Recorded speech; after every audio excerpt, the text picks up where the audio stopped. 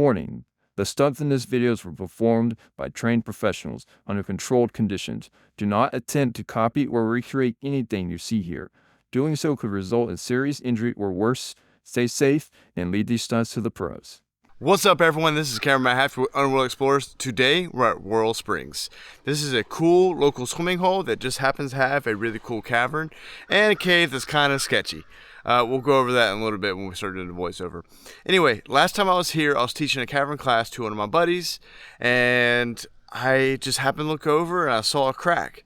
I was like, okay, so I was like, we paused the class, I swim over there, and I go in about 100 feet. I'm like, man, this is a whole other entrance to what I believe to be a siphon part of the cave. So it's not, and then I asked all the old timers, posted on Facebook, no one knew about it. So we're here today just to see what lies beneath. We want to know if this goes or not. So let's go see what this is all about. I just want to say, at the end of this dive, stay tuned, because Steven and I are going to jump off this platform that's usually about 10 feet high. It's probably about 15 feet high right now. And there's not a whole lot of water depth, so I don't know about that. Steve's gonna us out, but I'm gonna do it no matter what. So let's go, guys. After the dive. So if I hurt myself, at least I have done the dive already, and it was a successful day. So I normally have ropes on me when I'm high. Yeah. But let's go, guys. Let's have fun.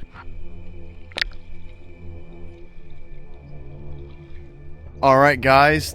Thanks for joining us in another awesome video with Underworld Explorers. Today, we're diving Whirl Springs. This cave is very dangerous. There is only two reasons to dive this cave. The first reason is to go in there and die. The second reason is to go pull someone out that went in there and died. Other than that, there's no other reason to dive here. It is super sketchy. I remember like 4 years ago, I dove the place, and I was on a rebreather, right? So there's no exhaust bubbles coming out every time I breathe.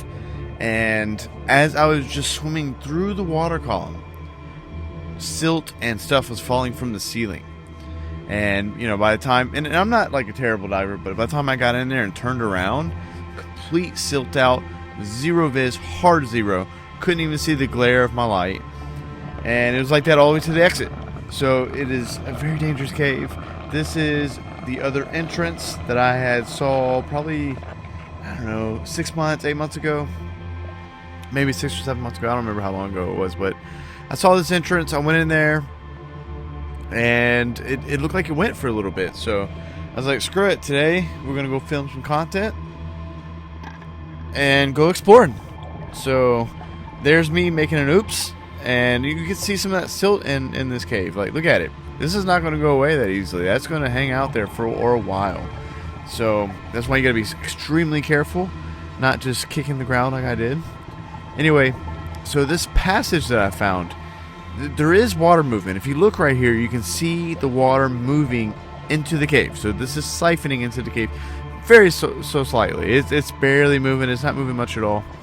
Anyway, so as we're about in 80 feet, 100 feet right now, and I'm at an intersection. So this is the straight passage, and then to the right is the other passage. So this is like undercut right there, and then straight ahead it kind of goes up a hill and then to the left. In a moment here, I'm going to be swatting at the ground just to see where the water movement's going.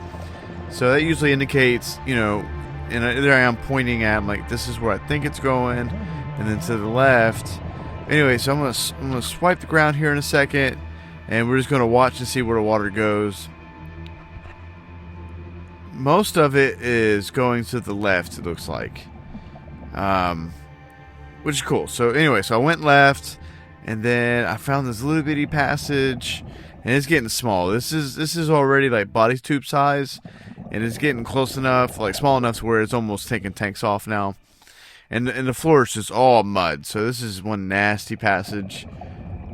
And so I was like, I felt like it didn't really go nowhere. So I turned around and I hit the other passage. And this is all undercut. So if you look here, this is kind of like a bedding plane style underneath. And so yeah, so I like push it a little bit. This is me like pushing it a little bit. You can't really see, but I'm grinding through this rock. But here shortly we're going to turn around because there wasn't much cave here. It really wasn't. I don't think it's really worth it. But hey, you never know.